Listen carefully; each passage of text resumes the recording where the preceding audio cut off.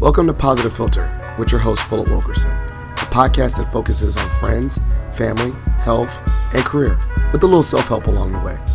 Please join me in this journey for self-improvement, and I hope what I have to share will make you a better person, thus making the world a better place. I hope you enjoy the show. I hope you enjoy the show.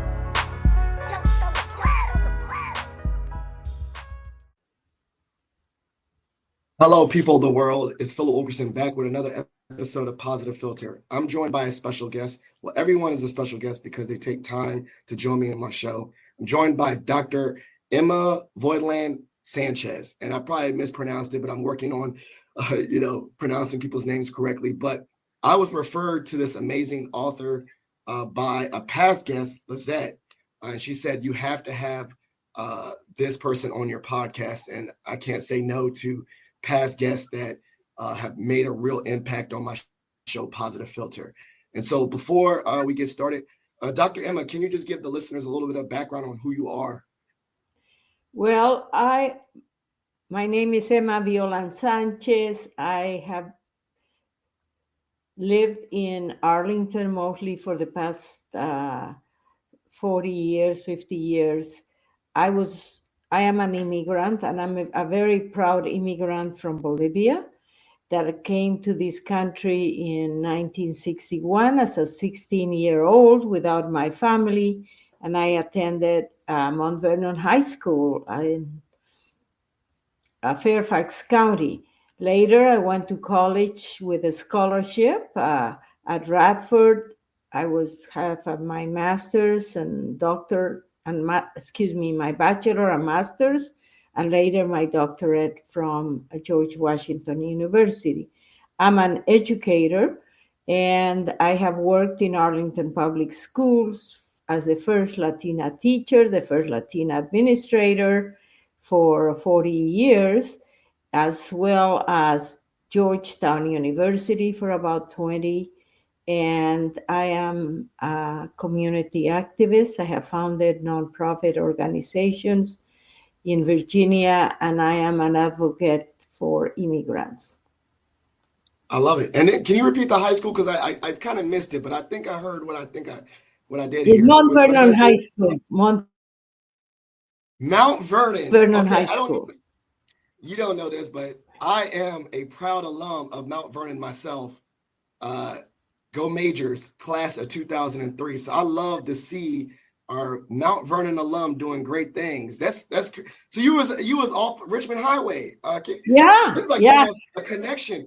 Tell me, how'd you end up at Mount Vernon at 16 years old? Tell me that story. Well, yeah, and I really want to connect with people at Mount Vernon because in my memoir I have at least one chapter about coming to Fairfax and entering Mount Vernon High School. Basically, what happened is that back in 61, unfortunately, my parents were separated in Bolivia. My father was a political, he was very involved in politics. And my mother, Emma Sanchez, had 6 girls. So we were, ages 18 to 1 year old. And my mother, who's only 40, how was it that she was supposed to take care of us? So an aunt that was here in this area in Virginia teaching Spanish to the Foreign Service told my mother that the 3 oldest ones, we should come to the United States and she would find us homes where we could live. And so I had the opportunity to live with an American family, the Powelsons, and I was able to attend my last year of high school, Mount Vernon. Now, Mount Vernon at that time, Philip, is very different from what is probably today. I haven't visited Mount Vernon High School, and I would love to visit because I want to tell them that story. So I arrived to Mount Vernon High School as a 17-year-old without speaking any English at that time. Remember, it was a segregated school. I was about to ask that. They admitted only white students. And because of the color of my skin, I was able to be admitted to Mount Vernon, and my younger sister was 1 year younger. She lived with another American family, and we lived in Lorton. So we traveled from Lorton, Virginia, all the way to Richmond Gosh. Highway, entering that big high school that for me, coming from Bolivia, from a school in my class, I only had 15 students, to Mount Vernon without speaking any English and walking into that big high school. And I was completely lost because not only we didn't have any English as a second language classes or any support. We were probably the first Bolivians or Latinas at Mount Vernon, which is probably now. And not knowing English, I was, the family enrolled me in U.S. government, British literature, American literature, French, typing, physical education. It was just a culture shock. Culture shock. I didn't speak English. I didn't understand what the teachers were saying. And after being a good student in Bolivia, I landed in Mount Vernon without speaking the language. So it was a very difficult experience. I would probably tell you, Philip, that was the hardest year of my life in an educational setting. Oh my goodness. And I can't imagine. So and that was like one of my first questions. I know, a little bit of Virginia history. My dad was one of the first students to not immigrate, to integrate Hampton, and that was later. So so I understand that schools in Virginia were quite segregated by the time you get there. So when it was segregated, did you have to say that you were a white student to, be able to go there, or you was able to embrace your Bolivian culture? I'm not sure how that worked. For me, I was Bolivian. And I have to be brutally honest. Arriving to National Airport, being picked up by the Powelsons, who were a white family, and they were Quakers too, which was a very special religious and cultural difference living with them. But for me, it was just arriving to school. So to be honest, I was not aware of the fact that I was entering a segregated school. And so for me, it was like, okay, this is the high school that I'm going to. But I was not conscious about racism or the, segregation in Virginia until much later, because I was also admitted to Radford College at that time because it was the women's division of Virginia Tech. So it was a women's only college because at that time in 62, Virginia colleges and universities, again, they segregated women from men and, of course, races. So it wasn't until 1968, when I was getting my master's at Radford, that the first African American student entered Radford. Yeah. And it was because I was the resident counselor.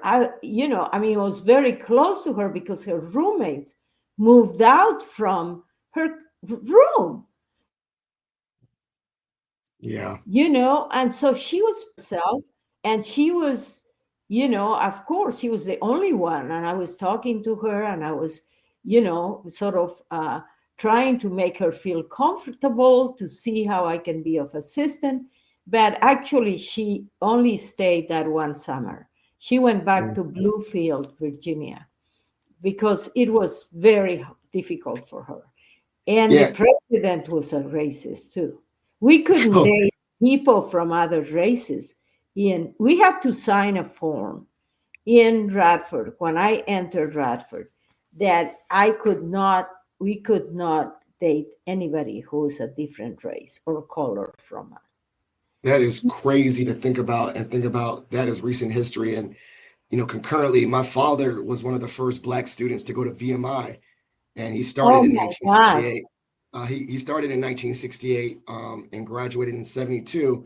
And so that's just, in my mind, is only one generation above, right? Like that's my father that is desegregating these schools.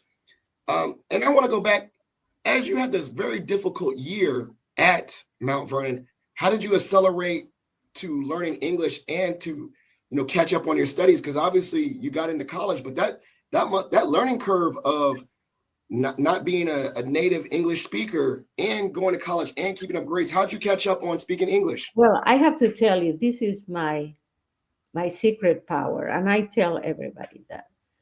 My secret power was I asked the family I was living with that my French class was too difficult. First of all, I didn't know English and now French. So I said, please let me enroll in Spanish class at Mount Vernon. Spanish 3, I remember so clearly, because finally, for one period, I could be myself. I could speak Spanish, and of course, I was a good student in Spanish. And the students in my Spanish class were, of course, curious about me, who I was. And, at that time, the teacher was a Peruvian teacher, Mr. Hulka. I still remember his name because he was so nice to me. I would go and, you speak Spanish. And so for me, the role of language, my first language, of how my first language could help me. And then the family that I lived with wanted me to go to college because she said, Emita, you have to go to college. And I said, how can I go to college? I don't have any money. And so they were very pro college. And so they took me to college night. And I was overwhelmed by all the different colleges. I didn't know what was going on. Powerson, he was a professor of economics, and he had been in Bolivia, so he spoke Spanish, and he was able to help me. And so he said, we'll take you. And so he introduced me to Radford at that time, the director of admissions. And so he would speak wonderful things about me, while, of course, I wasn't doing well at Mount Vernon. Some of the teachers were nice by giving me a D. Others said, well, we won't give you a grade. Others didn't make any allowances, especially my English class, reading, Shakespeare, Oh my goodness. Chaucer. And my American literature class, reading Mark Twain. I was in La La Land. But Dr. Powerson also said to me, Emma, you can take the College Board Spanish Achievement Test. Yeah. And so I took that test, and I got the first 800 in Mount Vernon High School. And suddenly the counselor just opened her eyes and thought, wow, this woman, her test scores, the SATs don't reflect who she is. And so that was sort of my triumph of, I tell you, I struggled throughout the whole year. I didn't get in Bolivia, I was a good student, but on Vernon, I got the A in Spanish, of course, but in the others, but I guess that Spanish achievement test, and also the fact that Dr. Powerson, who write these wonderful recommendations. And I know that you're a career counselor, a career coach. It just makes such a difference to have somebody who guides you through the process, because they would take me to Trinity University, to Georgetown University to go and visit. And I thought, oh, no, this looks nice, but then I got an acceptance from Radford. And I got an acceptance, with half-time foreign student scholarship and half-time working scholarship. Yeah. But at that time, remember, you may not know because you were not born. Your dad was my age or younger than I am. It was that you could go downtown Washington and get a Social Security card, Oh colleges yeah, and universities didn't care about what visa you had. They they want didn't that money. inquire about my visa, right? They Yeah, just yeah. gave me the scholarship and they gave me a work to work in the schools because I did have a social security card. And I don't think at that time I was a permanent resident. I was probably, and I overextended my visitor's visa. I really don't even remember what visa I had. So you can see how things have changed in my lifetime. So as you're navigating it, and you're navigating English as a second language, both in high school and in college, when did you start, you know, feeling comfortable in, America, comfortable as a speaking, English speaker? When did it like start Well, to come together? I mean, my first semester, it was horrible. And Mhm. I even had culture shock, really, in physical education. Because Bolivia, you don't go and take showers in front of other people. You have to take showers for physical education. And then I was in total culture shock, I tell you. But then one thing I did, and the Powelsons, they really helped me because they said, Emma, you have to enroll in clubs. So I Mhm. did join Kiet Club. I remember the Kiet Club. And they had a convention in Virginia Beach with the Key Club, of guys, Mhm. right? And so I went to the convention and they had a dance. And I was a good dancer. And I still am a good dancer. So Yeah, I I love it. started dancing, so the boys, the guys would invite me to dance. And of course they didn't know, my accent and where are you from, and they were completely ignorant about my country, but I would even tell them stories. I have to tell you, I would make fun of some of the guys because I would say, yes, are you Inca? Yes, I'm an Inca princess. Because they were so ignorant about Bolivia, that I started making fun of who I was. And they were, you are? You are? I said, no, the Inca civilization was being, many years ago. I mean, it was before the Bolivian independence. So but anyway, so I started socializing, in the fact that Mhm. I socialized. And then one of the guys in my Spanish class helped, asked me to go to a dance. And I felt, well, I went to the dance with him. But, it was socially, how is the football games. I mean, that was Mhm. another culture shock. I didn't go because, I mean, from Lorton, Virginia to Mount Vernon High School, that's Yeah. ways. But maybe I went one time, but I thought, wow, this is something different. And that socially, I started getting better in the spring of my my senior year. But then when I went to Radford, it was for me a piece of cake because I could communicate orally in English.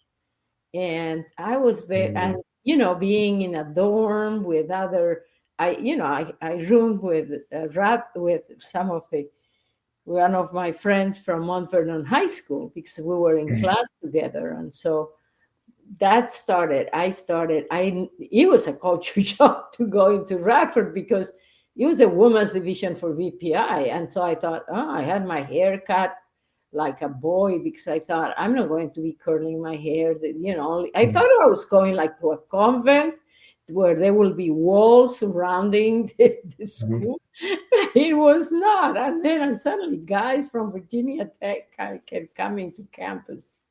And then my friends were, Emma, you have to get engaged. I ran Mhm. for secretary of my freshman class. And Yeah, I got it because I had the accent and people remember me. So my accent has gotten me attention. I love it. So as you're navigating Radford, and navigate, well, I have two questions. As you're navigating this, you said you had a large family and your family was still in Bolivia. how did you stay in communication and contact with your Bolivian family through high school and college, Well, and have we that family didn't support? have we didn't have direct phone calls.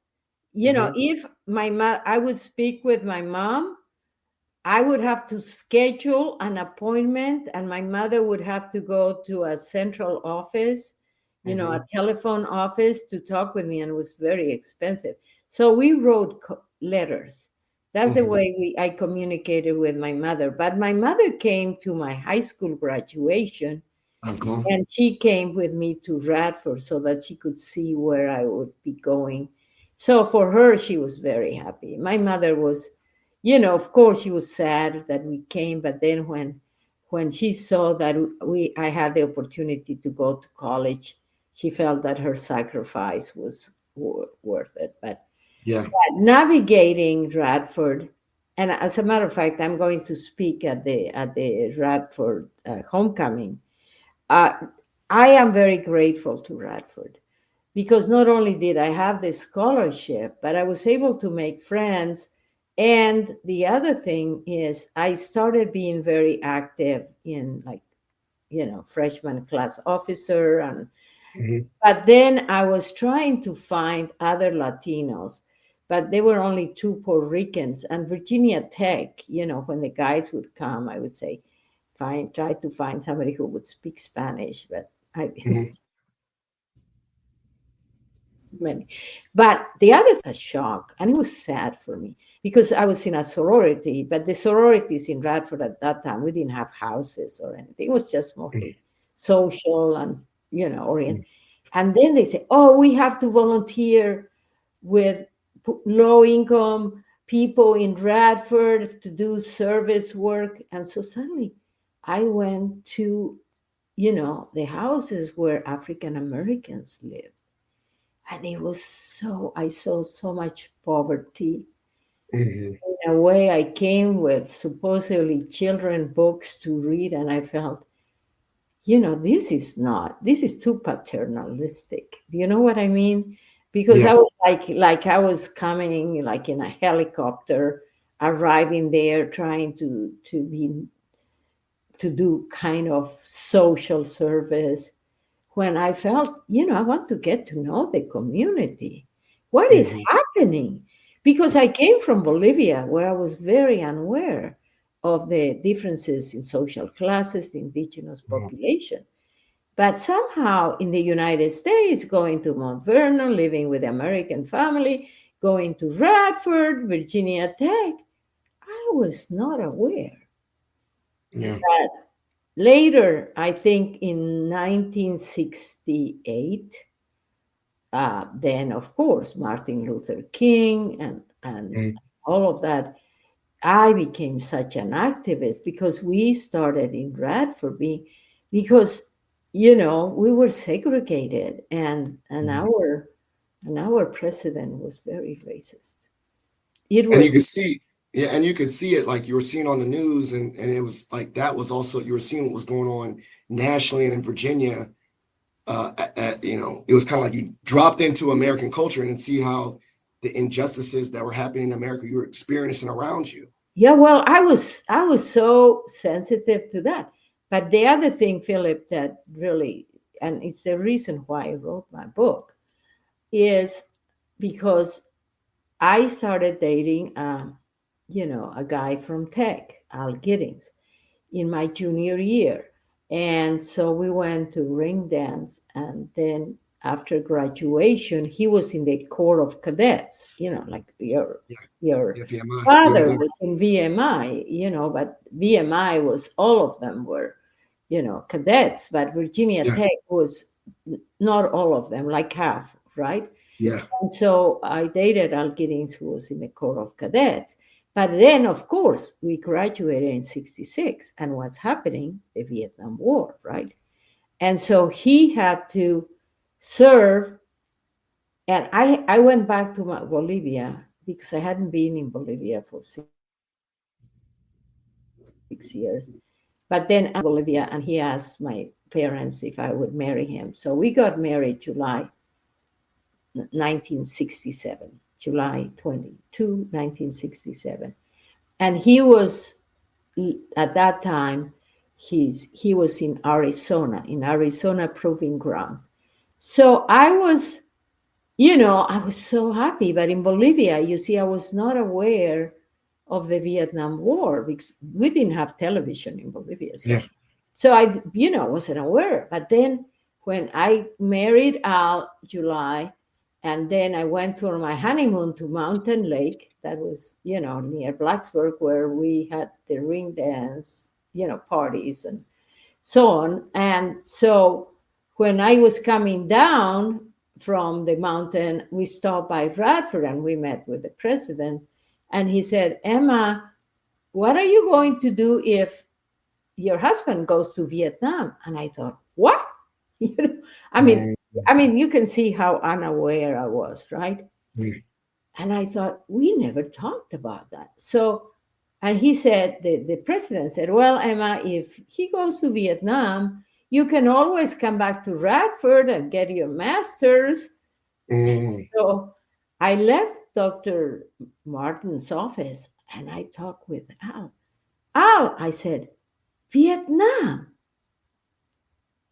like, and so of course we talked then. But he said, well, right now we're going to Yuma. And I went to Yuma Proving Grounds with him. And sure enough, in October, he got his orders to go to Vietnam in December.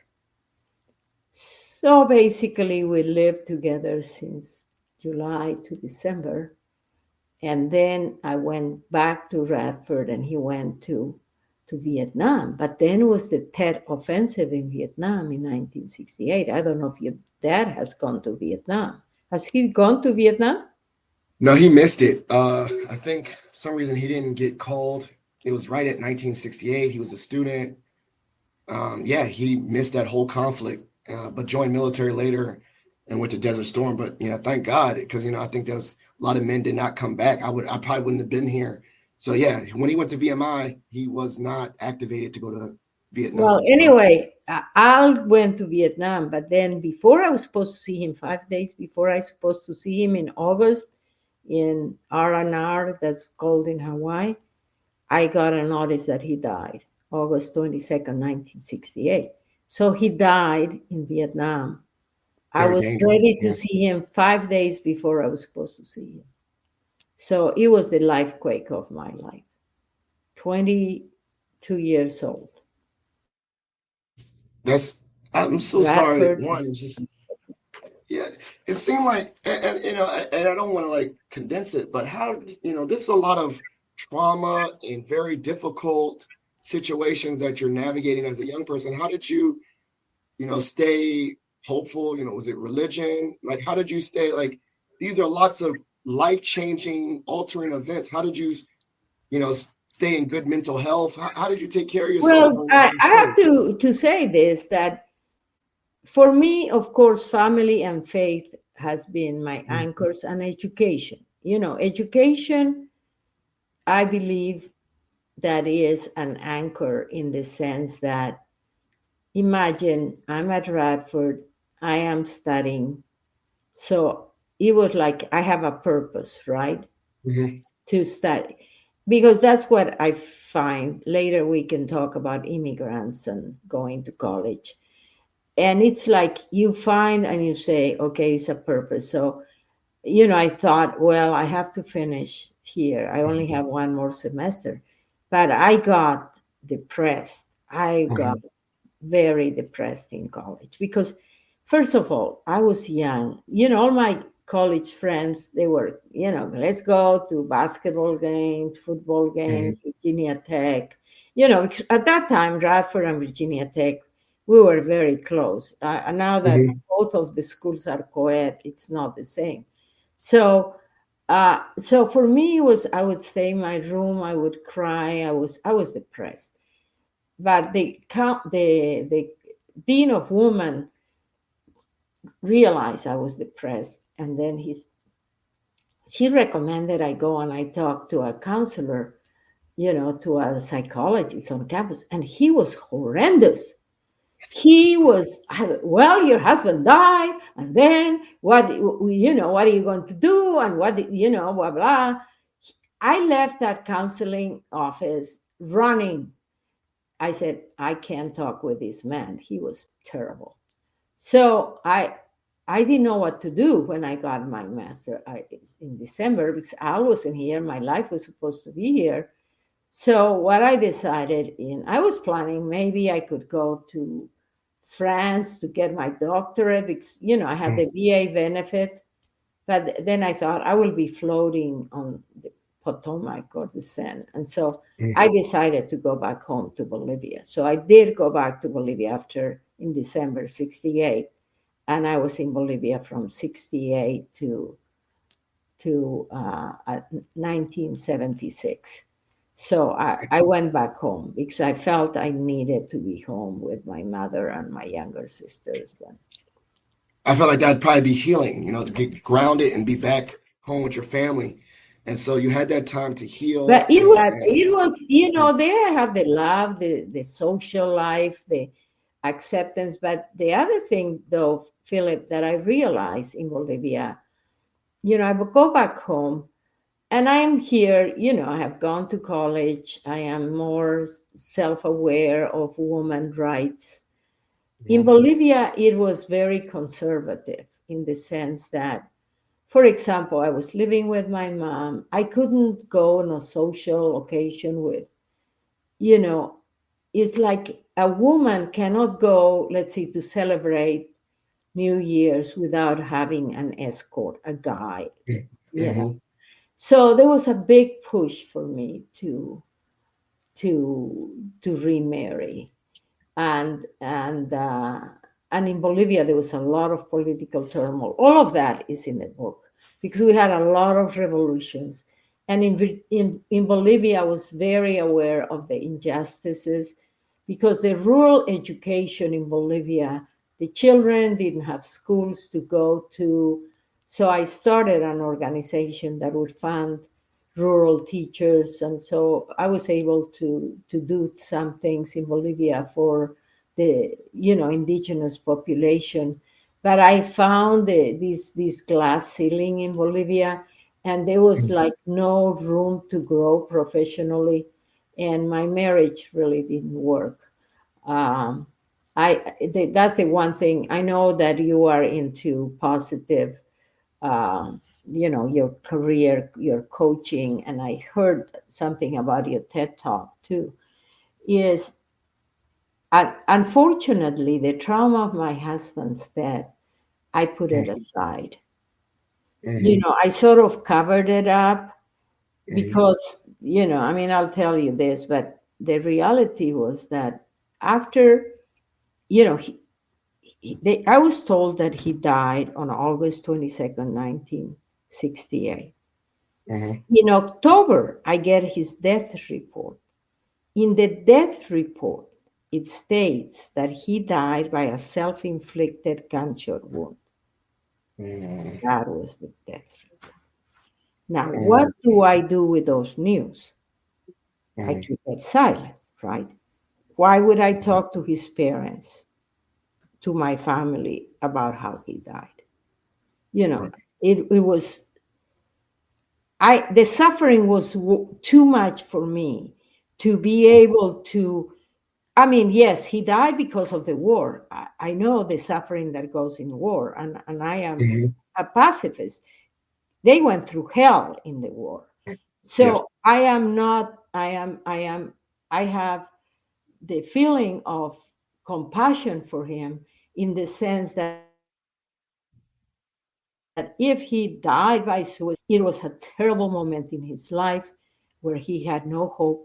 He didn't see any escape. He didn't even think that, yes, we would see each other in 5 days, or that he was loved by someone back in the United States, and he Mhm. had a wife.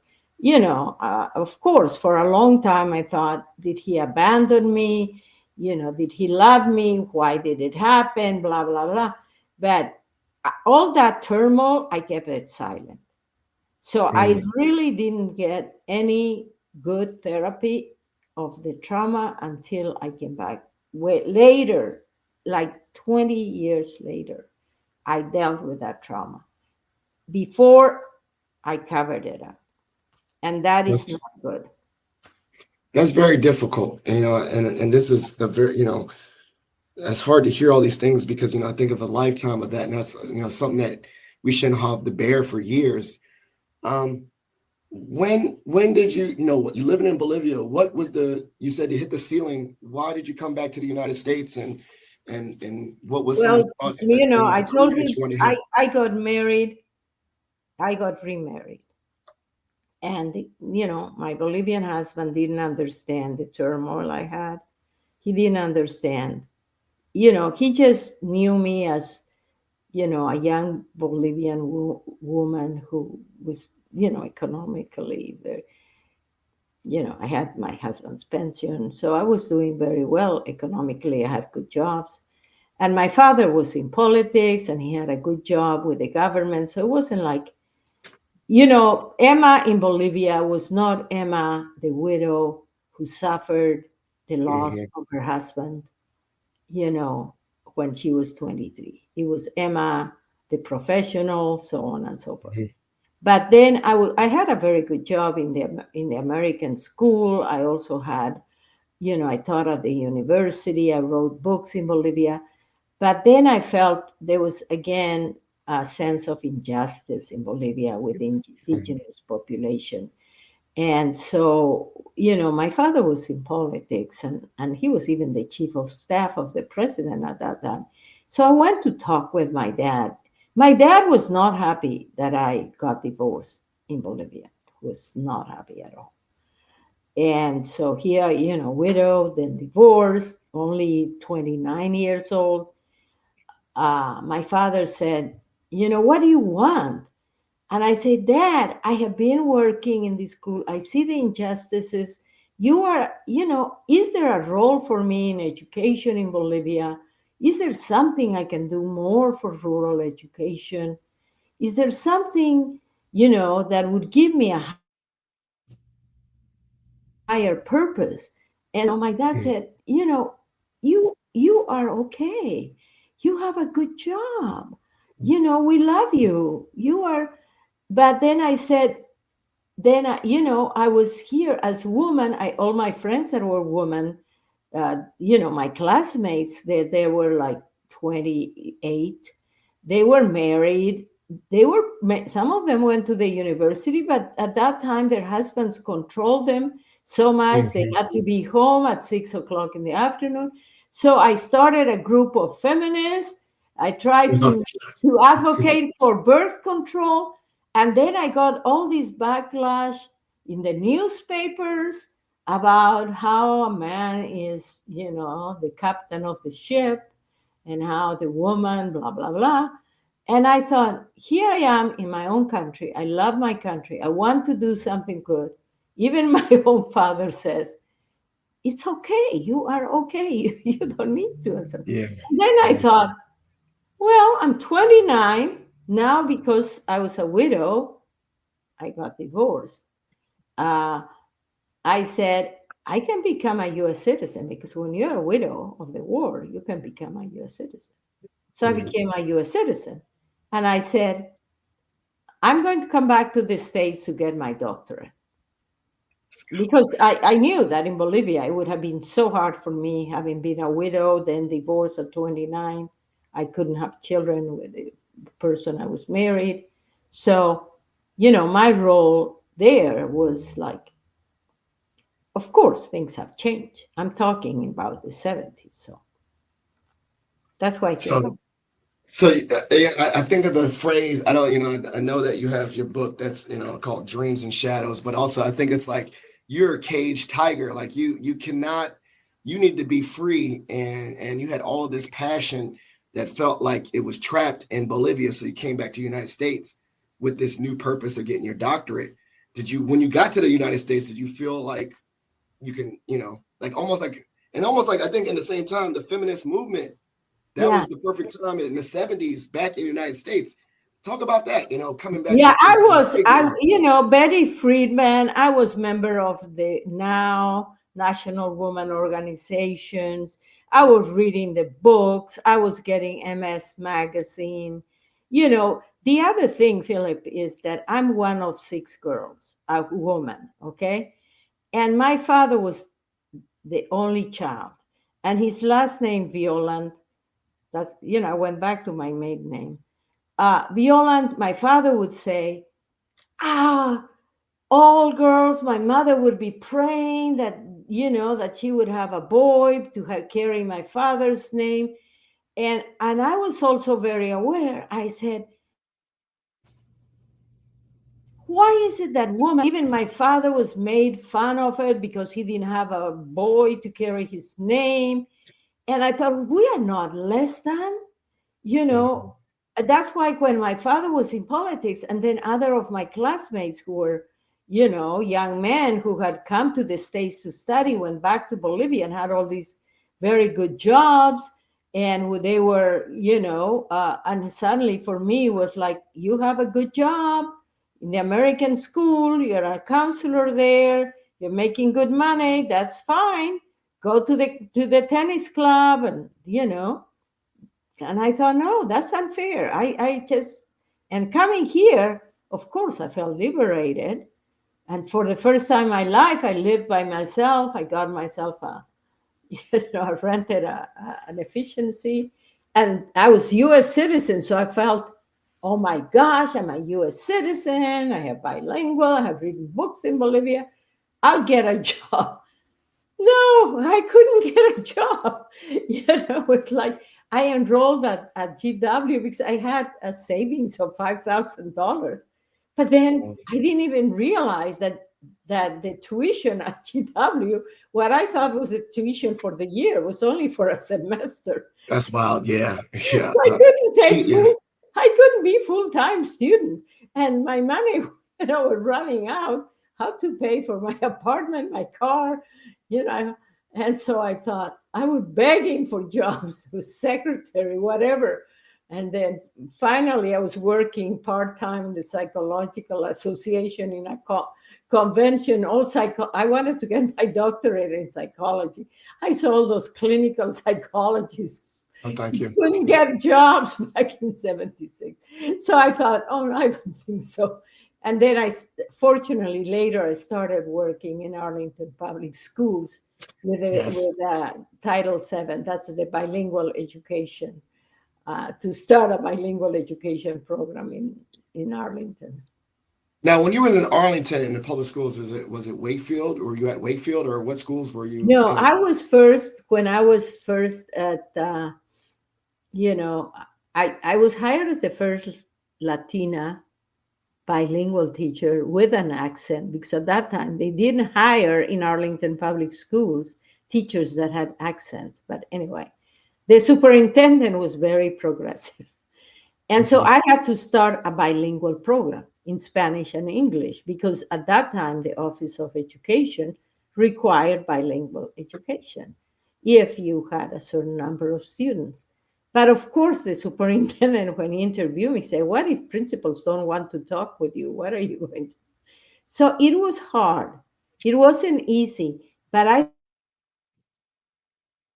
word back, after being strong, a strong, and my I working with the parents, with Latino parents, because that was part of my job, to do family engagement.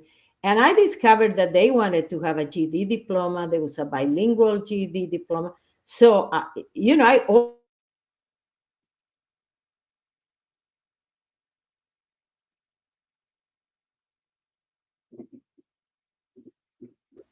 bilingual. I don't know if did we get cut off?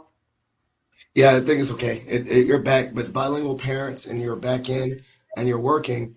Um, what? And then I believe you became a teacher. From a teacher, you became an admin. How did that happen? Administrator. Well, it was, you know, the one thing, sometimes I surprise myself. You know how when you're young, Philip. So you may surprise yourself You about think I'm young? Yeah. And I'm just real quick. You think 40 is young? I don't know. I feel like I'm not young no more. No, 40 is the best. Yo, 40 is the best age. I tell you, it is amazing. My I love. doctorate was in human development. So, you know that Okay. I really believe in different stages of life, and Yeah. what is it that you do at different times in your life? How do you take risks? Now, of course, you are a father and you have a children and you have a mortgage. That's different, right? Yeah. Not coming from Bolivia and then getting a job and getting paid and being able to go to get my doctorate one class at a time. It took me 12 years to get my doctorate. I can tell you that. Okay, that's good to know because I'm in my doctoral program and doing it working, doing the doctoral program part time. That's giving me some life that I could do it but I'm not at the same level of speed as my colleagues because I work full time. So hearing that you did it in 12 years, it gives me some hope and some No, optimism. because what happens is you have a goal, right? And Yeah. your goal is to get a doctor. I came to get my doctorate. So after I remarried here, I started working in Arlington. I got pregnant. And would you believe that I was like 6 months pregnant? I'm talking about 1977, 78. And I applied for a job as a coordinator. I can't believe I did that. Mhm. Now knowing what I know about being a parent, I would never have done it. But, Yeah. coordinator. And then the position of administrator came up. And it was so competitive because at that time in the 70s, the population in general was going down, but the immigrants were going up. They were Yes. starting, you had the refugees from Vietnam, from Laos, Cambodia. Yes. We Yes. started having late 70s, all these new immigrants and refugees. And so we had to establish programs. And I applied to get to become the administrator. And I remember in the school board, the one of school board members asked, "Does she speak English?" And then this you do, Mrs. Floyd. And so I thought they gave me the job. Oh my God! But then I had a little kid, I had a job, I had a husband. But anyway, so I kept on doing my doctor one course at a time. I have to tell you that. And then I So started the programs, but at that time, it was at different times. It's not this time. At that time in the 80s, we had federal funding to mhm. establish programs to prepare teachers. I work with George Mason University very closely with the Department of Multicultural Education. At that time was called Bilingual Education. Wayne Thomas and Ginger Collier, the best in the field, were at George Mason. George Mason continues to be, and I have to tell you, I respect and I admire George Mason as the best university in Virginia. That's what Well, I I can. love it. And I think, I'm a product of the college education. I got my master's in counseling. And so I really appreciate all the educators. And, I think Dr. Emma, we're going to have to do part two because I think we have to do a second part. We're going to have to do two parts of this one. We're going to Yeah. call this part one because your journey and this podcast and this conversation is not over. We're going to have to do a two-parter because I got to get, I got to make sure that we keep to our time. But at the same time, we just scratched the surface in your journey about, what you're doing. So how about this? We're going to schedule a part two. But Yeah. I want to end the show with one of my last segments called Shot for Shot. You get to ask me any random question. I get to ask you any random question. What do you want to go first? I go first. You go first. Okay. So this is a hard one. I always think that music or food or things are great bridges for community. So maybe thinking about back in Mount Vernon or college, what music or food helped you, connect with American students, what music Well, helped you, the I dances, would whatever. say, What was that helped you kind of get acclimated to the American culture when you were there? well, American music back in the 60s, right?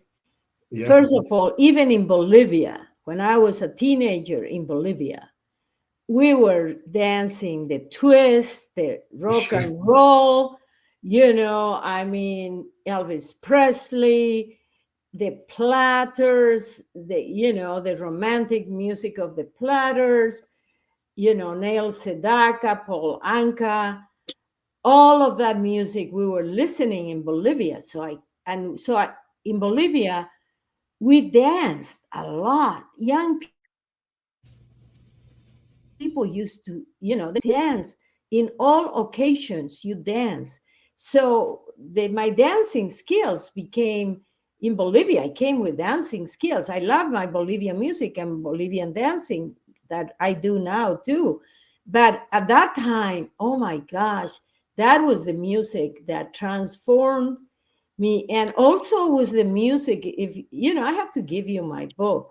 I don't know how am I going to give it to you.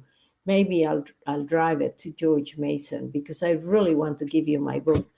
And because even in my book, I have these songs that if when my husband died, for example, or the songs that we danced, like the Righteous Brothers.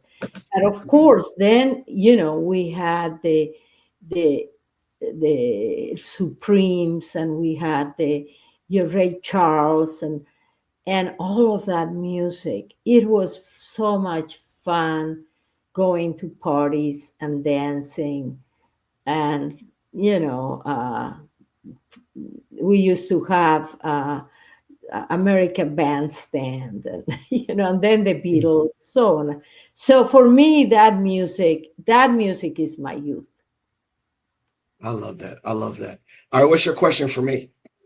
The, why are you doing this podcast? Oh And yeah, everyone always said that. I mean, I've been doing this for like 7 years. Um, and I remember when I first started, I was just doing YouTube videos in my car to try to keep myself motivated. But I realized that, communication and just having this kind of like radio show was a way for me to like put content out in the world that tries to make a difference, right? This is like my own little radio show. And then I realized over time, I don't make money off of this, that through this podcast, I get to connect with amazing people like you. And so I do it mainly just to build relationships and hear people's stories. And, you know, I hate listening to my own voice. I hate the sound of my voice, no, but there it's great. Your voice I is know great. everyone says that, but I hate it. But the funny thing is, I listen to certain episodes over again. As almost like an archive. Like I listened to the episode I did with my dad to kind of Oh, I think would about love how to he listen was. to that. Yeah, I'll send it to you. And then I listened to the one with my father-in-law who passed away, just to hear his voice. And so for me, I think I do this podcast, one, to connect with amazing people like you, and to just have something to listen to where it's almost like my audiobook, it's an archive of stories. And these stories keep me really motivated to like keep my PhD, right? I can say, okay, Dr. Emma did it. I can do it too. I'll listen to that episode. It gives me motivation. And so I do it, I obviously I want people to listen out there in the world, and you do it for others, but honestly, I really do it for myself. I do And I these love how episodes. you are a coach too. You It, are a coach to others. And I did listen to that podcast about the biracial, when you interviewed a student from George Mason. yes, yes, And I yeah, have to tell you that I love George Mason. yes. For me, It's when a he great school. identified as the George Mason mayor, I thought that is amazing. Unofficial. Oh, Well, we're gonna have to do two parts. I definitely, thank you. this conversation's not over. Okay, could Maybe, you maybe we'll send me? schedule. How about this? We'll Yeah, schedule one to meet in person, and maybe we could do a recording in person, and you can give me the book. I would yeah. love that. We're gonna connect with that. But this is the part of the show called shout outs and plugs. Dr. Emma, please give an opportunity. This is an opportunity for you to, share how people can get in touch with you or learn about what you're doing, as well as the things you're working on. I'm gonna make sure I put the link to your book in the show notes so that people can purchase your book. But there's an opportunity for you to give shout outs and also plug the things that you're working on that you want the listeners to be aware of. Yeah, I do want you to connect with my website too. And I Yes. don't know, do I send it to you, my cell number? You have it, my email, you have it. And, if you look at my website, Violand-Sanchez.com, there you'll have the photos and a lot of information. And also the reviews of the book. The purpose of my book was talking to young people, and that's a conversation. And you inspire me, Philip. And I Thank tell you. you, I can feel your dad's. I admire your father integrating VMI. My God, to this day, right? To this day, we suffer. And I knew from a Latina perspective, but I can't say African American, but what a hero he was. Well, he doesn't. He's my father is still around, and he doesn't think so. He minimizes that experience all the time. But I always try to hype him up and say, "Hey, Dad, I can't believe how strong you were." So I'm gonna make sure that he hears that, and Well, it's the knows that. energy. We can talk later about how I see death. That's why I believe in Buddhism. We'll talk Yes, about that. yes. Well, this has been a great conversation. Thank you so much, Positive Filter listeners. Please check out all the things Dr. Emma is doing. I'll make sure to put her website and her book in the show notes. As you know, every podcast is dedicated to the memory of my father-in-law who passed away, Jeff Kirsch.